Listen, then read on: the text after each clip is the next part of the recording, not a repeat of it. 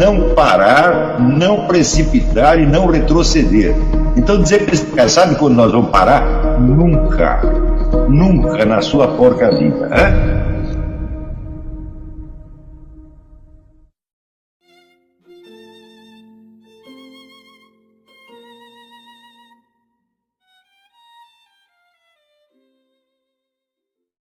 Bom, aqui, Marcelo Rondon pergunta: o senhor comentou que na filosofia de Kant somente a intenção política permanecia imutável durante toda a sua obra. Pergunta, em largos traços, se podemos considerar que a concepção política que Kant preservou durante toda a sua vida foi a origem remota do socialismo, não só do socialismo, foi a origem de todo o mundo moderno, de toda a política moderna. Agora, a parte que se desenvolveu com base em Marx toma uma direção independente e bem diferente da, da kantiana. Mas essas duas coisas hoje já se misturaram de muitas maneiras. Por quê? Porque a partir do momento em que surge o socialismo fabiano, em que surge a estratégia de Antônio Gramsci, então o fabianismo é essencialmente isso, o socialismo através da legislação. Quer dizer, não através de um processo revolucionário, de uma insurreição na base leninista, mas através de sucessivas mudanças na legislação. Então, é evidente que muitas pessoas é, é, usam uma argumentação, um quadro de referência kantiana para isto, visando a chegar a um socialismo, não se sabe quando.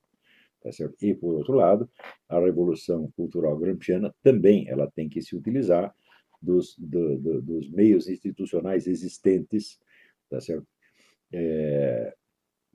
Tentando modificar a mentalidade. E, para isto, muitas vezes usam também de recursos kantianos. Por exemplo, toda esta coisa de você desrealizar a realidade e substituí-la por conceitos jurídicos. Uma coisa que está na Constituição passa a substituir a realidade. O casamento gay é o típico exemplo. Né? Quer dizer, o casamento é a regulamentação de uma relação onde o fundamental é a definição de papéis conjugais, papéis sexuais. Né? Agora, se não há diferenciação de papéis sexuais, não é um casamento, é uma outra coisa qualquer. Mas a partir do momento que você diz que existe o direito a um casamento entre pessoas do mesmo sexo, então a noção de casamento foi apagada, evidentemente. Ele não se distingue mais de qualquer outra relação social. Agora, a diferença biológica, material, continua existindo do mesmo modo, mas ela não conta mais. Então, o legal se superpõe, vamos dizer, ao real. Né? Isso aí nós vamos investigar mais tarde. Então, o Kant não era um socialista nem um antissocialista, mas o que ele fez está por baixo de tudo o que acontece hoje na política, inclusive a influência que exerceu entre os socialistas e marxistas é enorme. Tá certo? Mesmo a contragosto. Durante um tempo parecia que as duas linhas predominantes no pensamento materialista ocidental, o pensamento agnóstico ocidental, o ateístico ocidental, era, vamos dizer, o marxismo e o positivismo. O positivismo é um filho direto de Kant. Né? Então, inclusive no Brasil, nas faculdades de Ciências Sociais do Brasil, já existem essas duas coisas. Quer dizer, ou você é um marxista ou você é um weberiano. Isso ficou assim durante 40, 50 anos. Tá certo? Mas depois as duas coisas, evidentemente, se fundiram. Quando você fala, por exemplo, de concorrência PT e PSDB, remotamente é isso. Quer dizer, são os marxistas e os weberianos. Né? Muito bem. Leandro Maria pergunta: a igreja não seria um exemplo, modelo de sociedade ininterrupta que conseguiu alcançar uma ordem quase perfeita, a imagem da alma de um santo ou sábio? Sim, até certo ponto, sim, mas acontece que a igreja é uma sociedade cuja função não se limita a este mundo. A igreja não está aqui para reformar este mundo, ela está aqui para levar as pessoas para o céu. Quer dizer, melhoramentos que aconteçam neste mundo por obra da igreja são mais ou menos como você arrumar o quarto do hotel, você tá entendendo? Você não vai ficar ali, mas não é por isso que você vai tocar fogo no hotel, você vai fazer cocô na cama e deixar ali, você vai deixar tudo mais ou menos arrumadinho para o próximo que chegar. Então, a igreja não tem essa finalidade de criar um estado ideal, de maneira alguma. E tem uma outra pergunta que vem a calhar aí.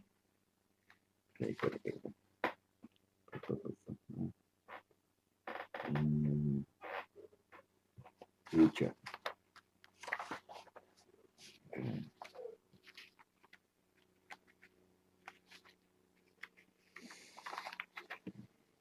Fabiano Castro. A noção kantiana de razão universal, de uma sabedoria que conduz os homens à harmonia e à ordem, a despeito das paixões e erros dos indivíduos, não é a versão caricatural invertida da providência e da graça, sem sombra de dúvida. Mas é uma providência e uma graça intramundanas, que pretendem realizar uma perfeição neste mundo, ainda que reconhecendo que esta perfeição é inatingível, diz que nós temos que nos aproximar dela. Isto a igreja jamais disse, que nós temos que nos aproximar de uma ordem social perfeita. Ao contrário, quando Cristo diz: dai a César o que é de César e Deus o que é de Deus, ele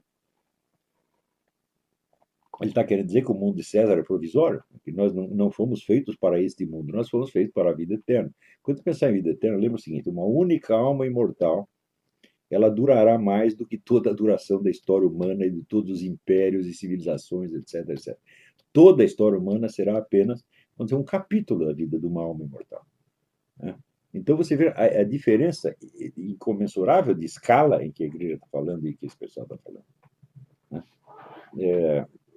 Se você pensar, vamos dizer, mas então qual é o sentido da história humana? O sentido da história humana é mandar as pessoas para o céu e para o inferno. É só isso. Só a história espiritual, só a história da salvação faz sentido.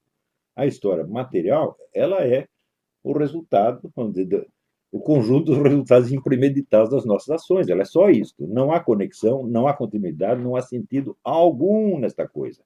Não há e não pode haver. Porque para você falar o sentido da história, você precisa saber onde a história vai terminar. E para saber onde vai terminar, você tem que saber quando vai terminar. Como você não sabe, esse é o raciocínio do Eric Vogel. Ele fala: quem sabe onde é o fim da história? Para saber a finalidade da história, precisa saber o fim da história.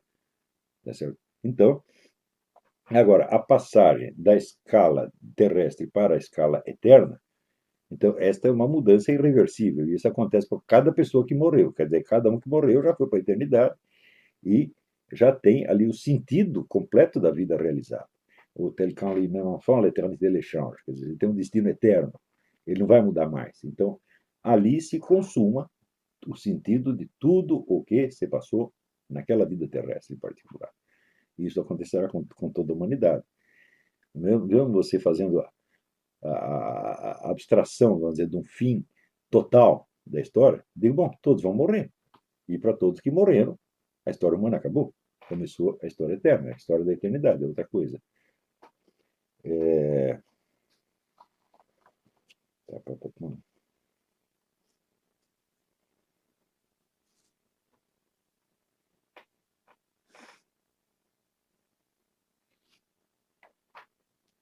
Aqui também, Thales Gauss pergunta: Kant diz que a humanidade segue rumo à sociedade racional e à ordem perfeita, assim como Marx dizia que a sociedade iria progredir naturalmente rumo ao comunismo.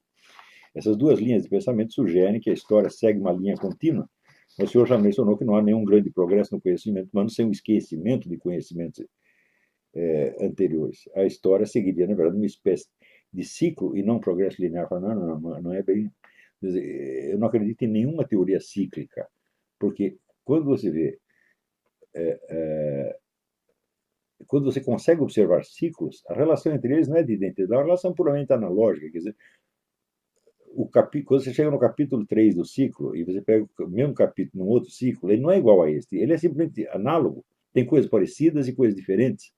Tá certo? Então, ciclo é só, vamos dizer, os ciclos não são uma realidade objetiva. Só existe ciclo em atividades que são, isso aqui é fundamental, que são por sua própria natureza repetitivas. Né? Por exemplo, na economia existem inúmeras atividades que são cíclicas. Quer dizer, você tem, vamos dizer, a colheita, a produção, a transformação e o consumo. Quando chega no consumo, acabou. Né? E daí vai acontecer tudo de novo igualzinho. Quer dizer, cada prato de feijão que você comeu, ele seguiu o mesmo processo e vai continuar repetindo. Então, esses elementos cíclicos, eles não abrangem a sociedade inteira.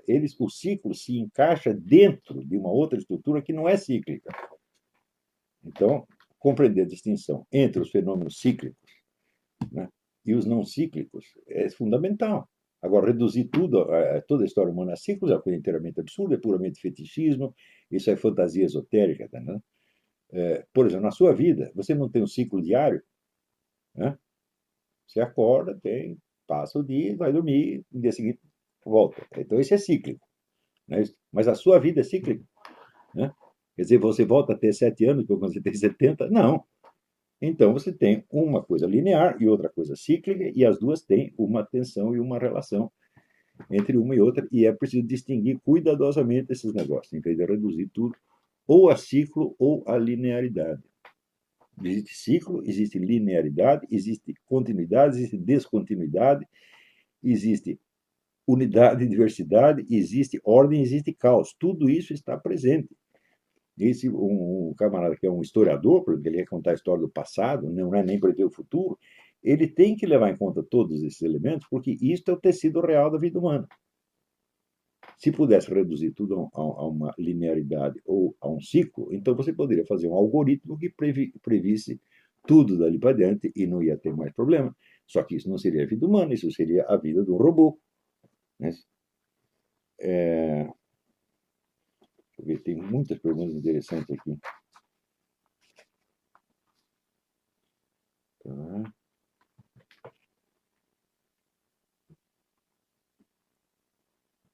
Essa pergunta do Leandro Maria, quer dizer, em que medida a igreja alcançou esta perfeição? Mesmo dentro da igreja, você tem esta tensão entre o elemento divino e o elemento humano. Quer dizer, a igreja é perfeita na sua constituição divina, tá certo? Mas ela é imperfeita nos seus membros e no seu desempenho. Uma coisa não elimina a outra e nem se integra perfeitamente na outra.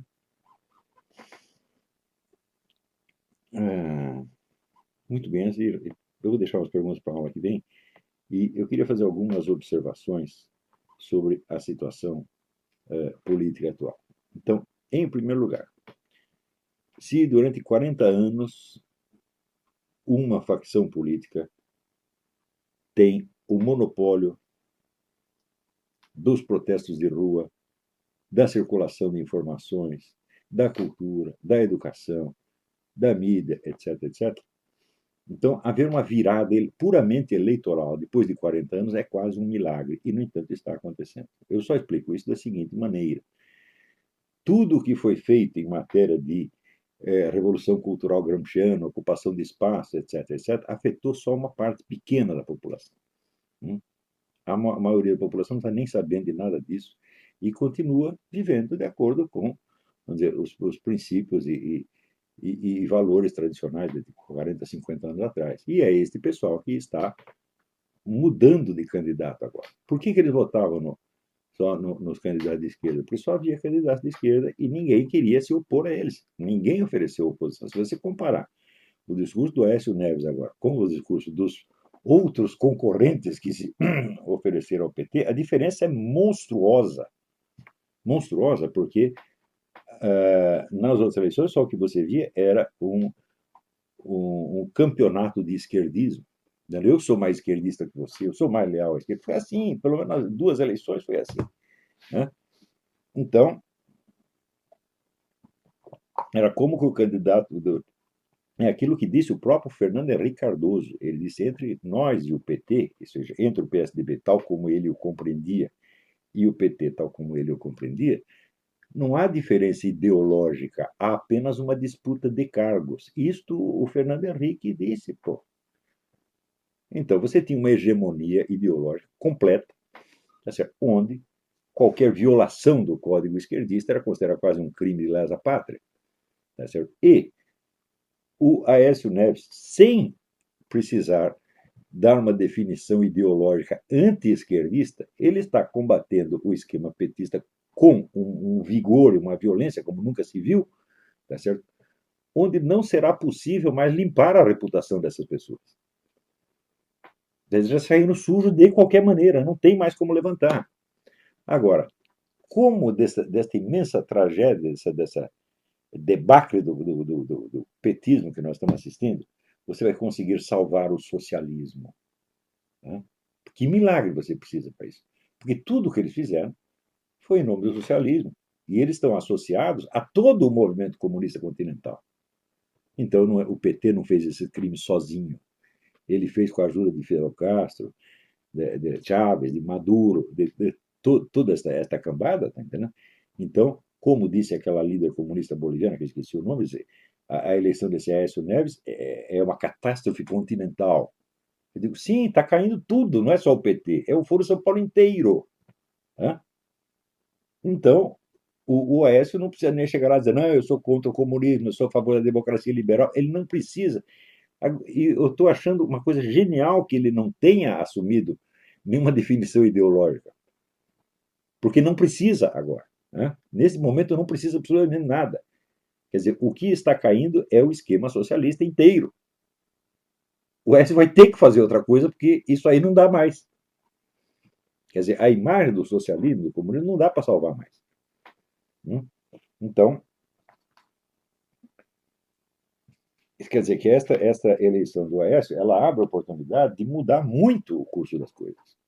Agora, acontece o seguinte, esse pessoal petista, eles se prepararam durante 50 anos para fazer isso. Quer dizer, o negócio da Revolução Cultural começa na década de 60 do século passado. Né? E a ocupação de espaços também. Eu já falei para vocês que ainda no tempo da ditadura militar, o pessoal da esquerda dominava a grande mídia e dominava a imprensa nanica de oposição. Fingindo, vamos dizer, fingindo uma concorrência, ou fingindo até uma oposição entre as duas coisas. Quer dizer, então, ali era mesmo a estratégia das tesouras. Se você não apanha com a mão direita, você apanha com a mão esquerda. E também usando, vamos dizer, a grande mídia como instrumento de desinformação. Porque você chega lá na redação do Globo, só tem esquerdista, só tem comunista naquela coisa. Né? Para não dizer que só tem assim, 200 comunistas para 2 não comunistas. Né? E ainda assim, você consegue, através da imprensa nanica, dos blogs, etc., esbravejar que o Globo é um órgão da direita, então você pode usar o Globo como instrumento de desinformação. O Globo e os outros jornais, como usaram o Jornal do Brasil há muito tempo, né? Quer dizer, você tem 50 articulistas comunistas escrevendo no jornal de direita e o que eles dizem passa a ser a voz da direita. Portanto, isso é desinformação no sentido técnico da coisa. Desinformação só funciona quando é veiculada por alguém da confiança da vítima. Né? Então, para passar desinformação comunista, ele tem que parecer direitista. E daí a insistência desses blogs como vermelho.org e outros de chamar a grande mídia de direitista, quando eles sabem perfeitamente que não é, porque eles sabem quem são os camaradas que estão lá mandando. Né? Então,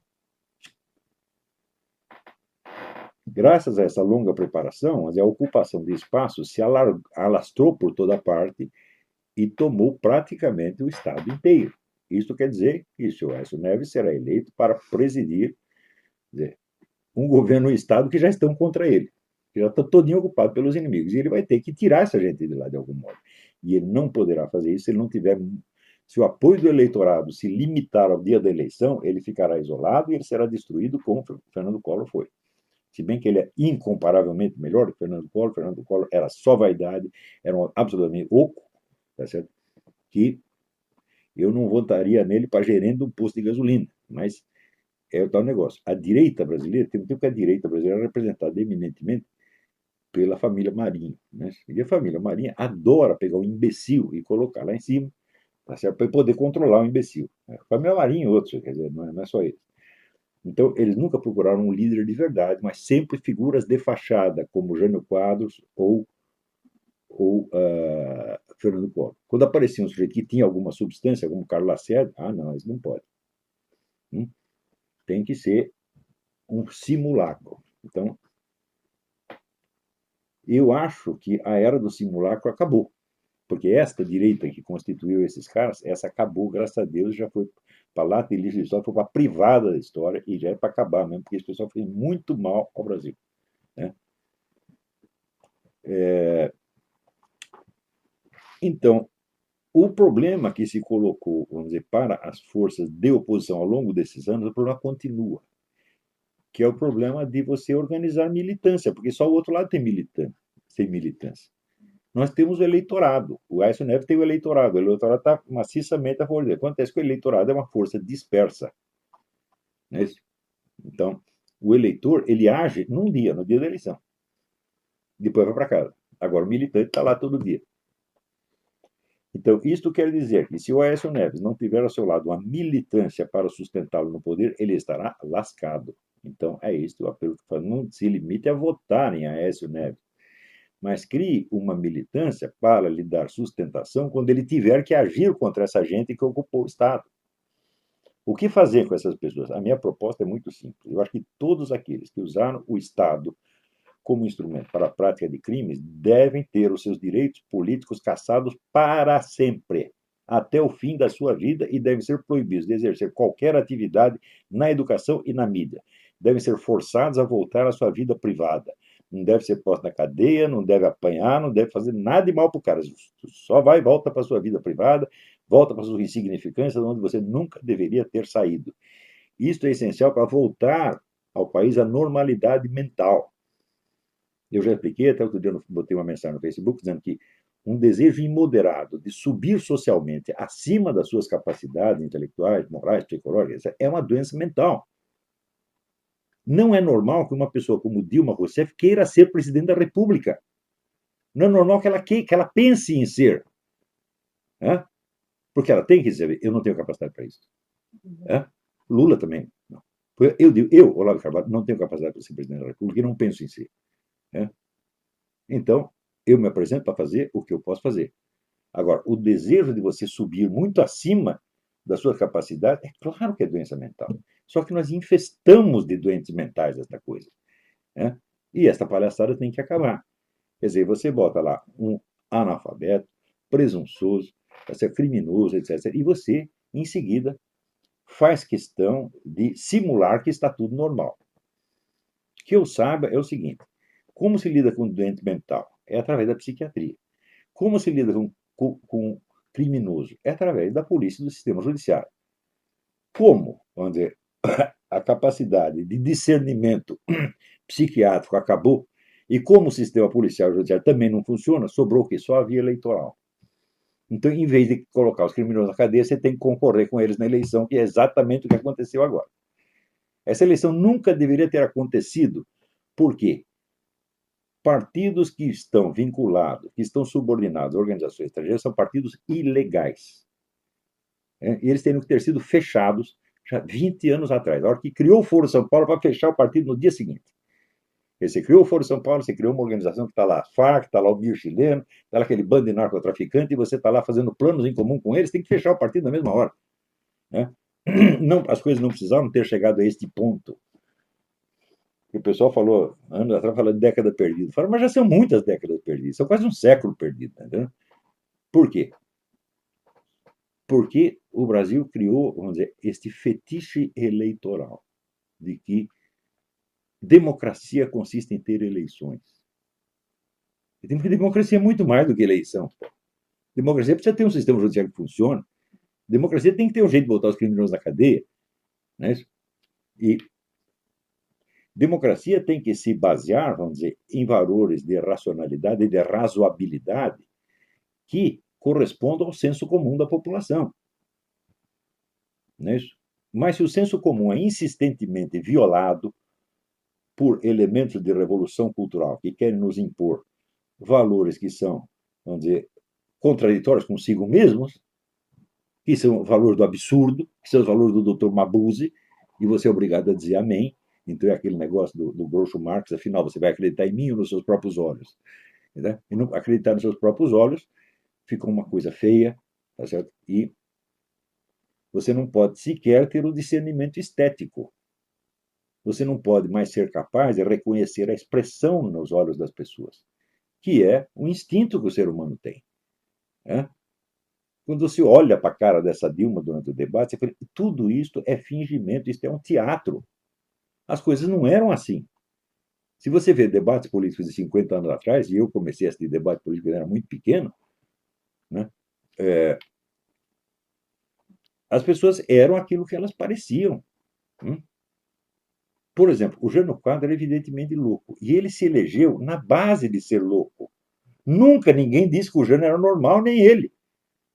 Tá certo? Então, quem botou lá sabia que o cara é maluco e era capaz de esperar qualquer loucura da parte dele. né?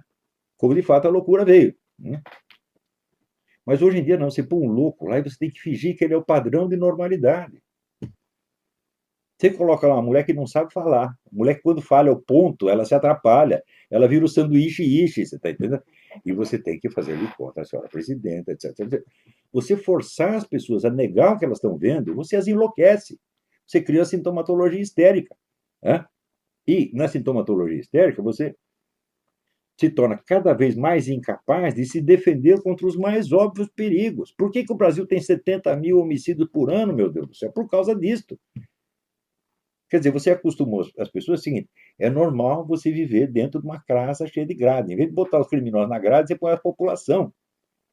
Eu conheci um sujeito, que era um fazendeiro no Goiás, que ele tinha uma plantação de arroz. Mas daí ele ganhou um casal de porcos, e os porcos começaram a se multiplicar de tal maneira, você andava no latifúndio dele o dia inteiro, você só via porco. E ele tentou cercar os porcos, não conseguiu. O que ele fez? Cercou a casa. Ele se pôs no chiqueiro e os porcos ficaram livres. Eu digo, isso é o Brasil hoje.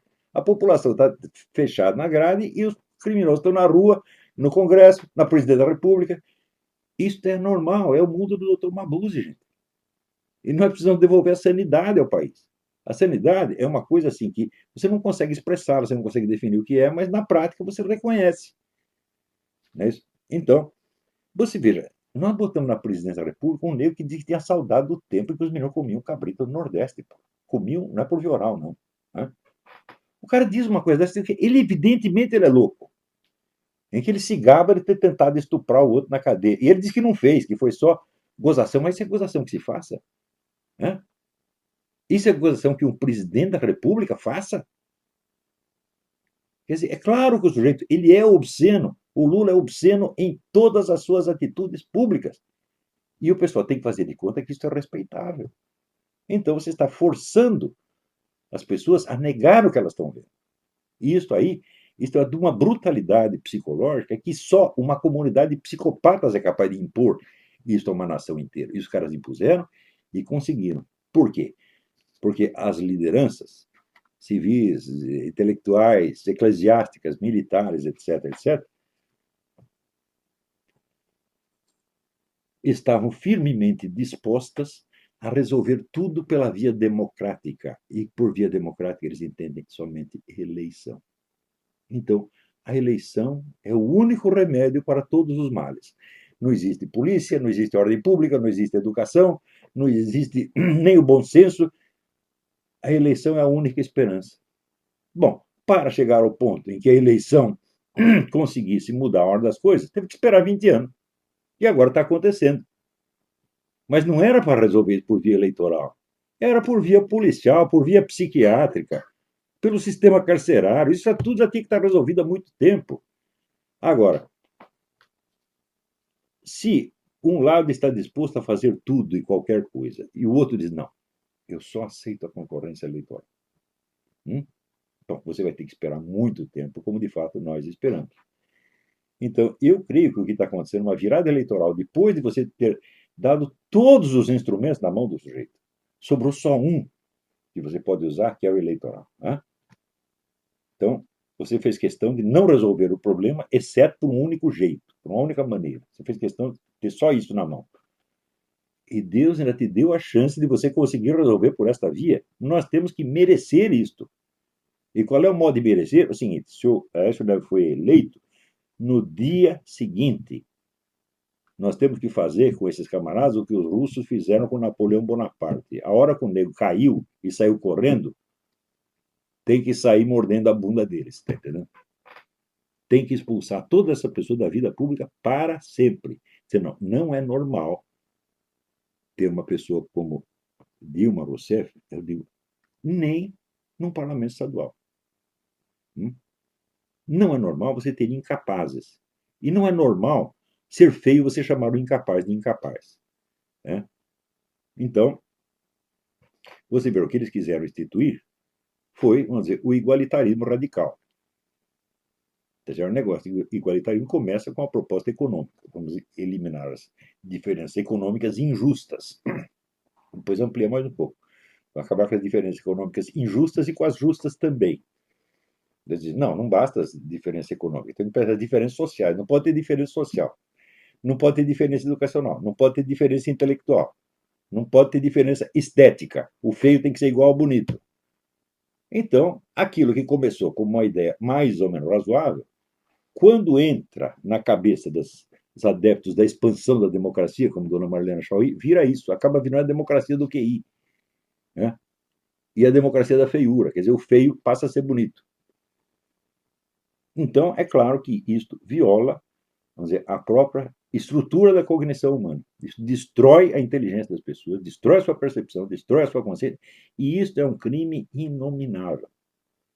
Né? Se você, os 70 mil homicídios por ano, o fracasso dos nossos estudantes dos testes internacionais, a inflação que voltou, o crescimento zero, tudo isso que nós estamos vendo, começa no quê? Na destruição da consciência. Porque o único instrumento que o ser humano tem para ele lutar pela vida e resolver seus problemas é sua consciência e sua inteligência. Então, primeiro destruir a consciência e a inteligência. Bom, vai destruir o resto, a economia, a saúde, a educação, etc, etc. Claro que vai destruir tudo. Então, o crime que esses indivíduos cometeram é assim, é imensurável. Dizer, o que vão fazer? Vão fuzilar tudo, botar todo mundo na cadeia? Fala, não, isso aí é besteira. Não tem, na verdade, não tem que botar ninguém na cadeia, nós temos apenas que tirá-los da vida pública. Mas tirá-los para sempre, sem possibilidade de retorno. Quer dizer, o mais mínimo envolvimento que o sujeito tenha tido nesse esquema de Foro São Paulo, de mensalão, de petrolão, etc., o mais mínimo esquema é suficiente para tirar. Falar, você não. Eu lembro daquela musiquinha do Enzo Iannacci, vengo aqui, no tu no, mas por quê? Por que não? Eu também vou. Não, você não. Por quê? Por que não? Então, não queremos vocês, não gostamos de vocês, vão para casa e não nos amolem mais. Então, esta é a mensagem. E aí, pessoal, tranquilo? Então, se inscreva no canal, compartilhe, comente, ajude o nosso canal. Os links estão na descrição do vídeo. Você pode participar pelo Apoie-se, pela vaquinha. Qualquer forma de ajuda será muito bem-vinda. Pode curtir, comentar e compartilhar também para ajudar nosso canal. Quem quiser seguir a gente nas redes sociais, estão todas aí na descrição do vídeo. Muito obrigado, sempre com Deus, pátria, família e liberdade. Tamo junto, forte abraço.